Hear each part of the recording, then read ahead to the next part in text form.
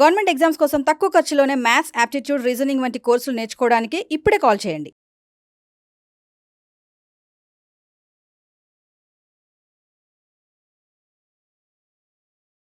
Very interesting problem it is. Logical గా 17, 18. Okay, 18 first చేద్దాం ఎందుకంటే ఇది ఈజీ క్వశ్చన్ చదవండి sir. A square minus B square అనేది 101. A square minus B square అనేది 101. A square minus B square is A plus B into A minus B. It is 101. A plus B into A minus B. The catch in the question is 101 అనేది prime number. 101 అనేది prime number. మళ్ళీ ఏంటంటే A and B అనేది natural numbers. A and B అనేది natural numbers.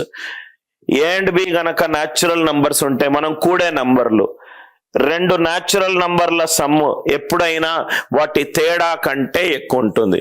రెండు natural నంబర్ల sum వాటి తేడా కంటే ఎప్పుడూ ఎక్కువ ఉంటుంది. A plus B is always greater than A minus B. ఈ రెండు నంబర్ల ఒక 5, 7 నంబర్ తీసుకోండి.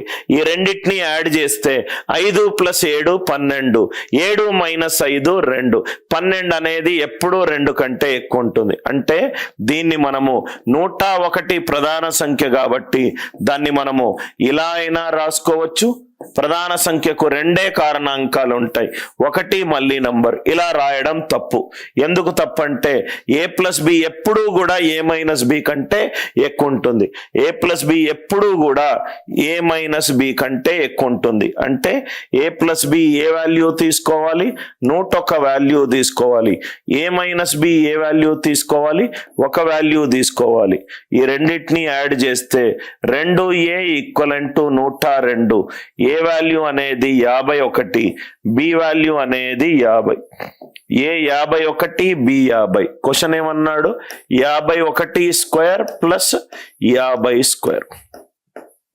51 square is 2600. 50 square is 2500. 5101. 101 into 1. 101 అనేది ప్రధాన సంఖ్య. ప్రధాన సంఖ్యకు ఉన్న 2 కారణాంకాలు. 1 మళ్ళీ తనంతట తానుగా డివైడ్ అవుతుంది. దాన్ని 1 ఇంటూ 1 101 గా రాసుకోకూడదు. ఎందుకంటే ఏ అండ్ బి న్యాచురల్ నంబర్లు గనక అవుతే, ఏ అండ్ బి న్యాచురల్ నంబర్లు గనక అవుతే 2 నంబర్ల సమ్ము ఎప్పుడు కూడా ఏ మైనస్ బి కంటే కూడా ఎక్కువ ఉంటుంది. ఏ మైనస్ బి కంటే కూడా ఎక్కువ ఉంటుంది. ఇక్కడ కూడా మీరు ఇది మొత్తం చేయాల్సిన అవసరం లేదు. లాస్ట్ 2 డిజిట్స్ ఎప్పుడు కూడా చెప్పాను. 51 స్క్వేర్.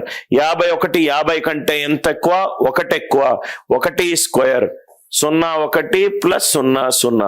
లాస్ట్ 2 డిజిట్లు ఎప్పుడూ కూడా 01 తోటి ఉండాలి.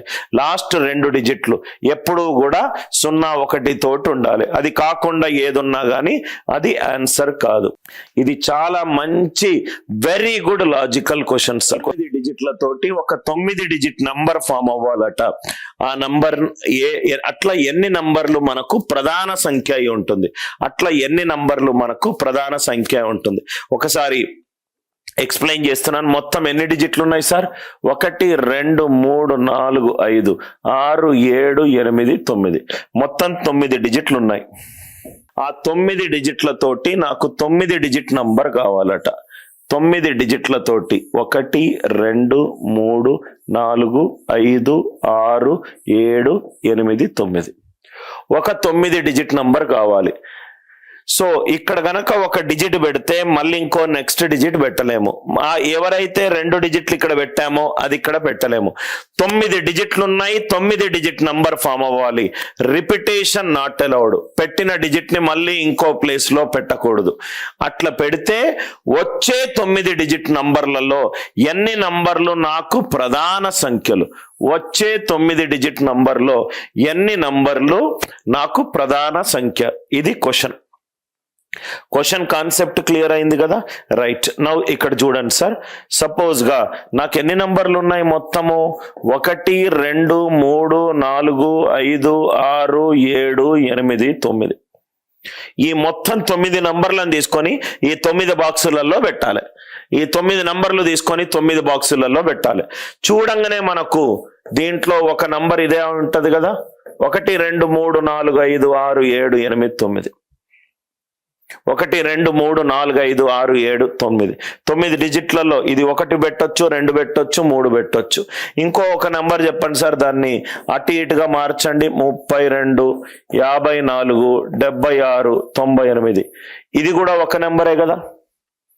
అట్లా మనము నంబర్లు పెట్టుకుంటూ పోతే రైట్ పర్ముటేషన్ కాంబినేషన్లు అవేమొద్దు. ఒకసారి చూడండి సార్, ఈ మొత్తం నంబర్ల యొక్క సమ్, ఈ మొత్తం నంబర్ల యొక్క సమ్ము ఎంతో చూడండి. 9 సమేషన్ 9 కదా. 3 6 10 15 21 28 36 45. సో ఈ మొత్తం సమ్ ఎంత? 45. సమ్ గనక 3 తోటి డివైడ్ అయి ఉంటే ఆ నంబర్ 3తో డివైడ్ అయినట్టు. నంబర్లను అటు ఇటు జరుపుతున్నా, ఒకటి తీసుకొని ఇంకో దగ్గర, ఒకటి తీసుకొని ఇంకో దగ్గర పెడుతున్నా, అయినా సమ్ ఏమైంది? 4 6 11 15 22 28. రైట్, సేమ్ అదే 45 వస్తుంది. సేమ్ అన్నిటినీ 1 2 3 4 5 6 7 8 9. అంటే 9 డిజిట్ల నంబర్లు ఉన్నాయి సార్. మీరు ఇక్కడ లాజికల్ గా ఆలోచించండి సార్. 1 + 2 + 3ని నేను అటు ఇటుగా మారుస్తే, 3 + 1 + 2గా మారుస్తే దాని నంబర్ ఆఫ్ సమ్ మారుతుందా? మారదు. ఒక నంబర్ 1 2 3 4 5 6 7 8 9. 1 2 3 4 5 6 7 8 9. దాన్ని అటు ఇటుగా జరుపుతే ఒక్కొక్క డిజిట్ ఒకటేసారి రాయాలి. జరిపినా గానీ దాని సమ్ ఆఫ్ ద డిజిట్స్, దాని మొత్తం అంకెల మొత్తం కూడుతొచ్చేదేంటి? 45. ఇంకో నంబర్ మీకు మైండ్కి వచ్చింది వేసుకోండి, మైండ్కి వచ్చింది వేసుకోండి. ఇది ఎంత ఉంది చూడండి. 1 2 3 4 5 6 7 8 9. మళ్ళీ దీన్ని కూడితే దీని మొత్తం నంబర్ల సమ్ ఎంత వచ్చింది? 45. 45 అనేది దేంతో డివైడ్ అవుతుంది? 3తో డివైడ్ అవుతుంది. వచ్చిన నంబర్లన్నీ 3తోటి డివైడ్ అవుతున్నాయి. 3తోటి డివైడ్ అవుతే అది ఆ నంబర్ ప్రధాన సంఖ్య ఎలా అవుతుంది? కాదు. కాబట్టి ఆన్సర్ 0. ఏ నంబర్లు వచ్చినా ప్రతి నంబరు 3తోటి డివైడ్ అవుతుంది. 3 దానికి కారణాంకం అవుతుంది. నంబర్లను అటు ఇటు తిప్పినా గానీ కూడితే అన్నిటికీ 45 వస్తుంది. ఇది ఒక నంబర్ సార్. 1 2 3 4 5 6 7 8 9. దాన్ని తిర్రమర్ర రాయండి, అయినా సమ్ అదే. 9 8 7 6 5 4 2 3 2 1. 3 ఒక దగ్గర, 3 ఒక దగ్గర రాయండి. Repetition not allowed. డిజిట్లు మళ్ళీ మళ్ళీ రాయకూడదు. సో దాని ప్లేస్ వాల్యూ మారుతుంది. 9 ఇక్కడ యూనిట్ డిజిట్ ఉండే బదులు ఇక్కడ టెన్స్ ప్లేస్ లోకి వచ్చింది. కానీ ఎంత చేసినా ఆ నంబర్ల యొక్క కూడితే సమ్ ఎంత? 45. 45 అనేది 3తోటి డివైడ్ అవుతుంది. లాజిక్ అర్థమైందా సార్? Beautiful problem. ప్రతి ఒక్క క్లాసులో మీ మెదడు మంచిగా ఇంటలెక్చువల్ గా గ్రో కావడానికి beautiful varieties of problems are there. ఈ లాజిక్ అందరికి అర్థమైందా? ఎవరికైనా డౌట్ ఉంటే దయచేసి అడగండి.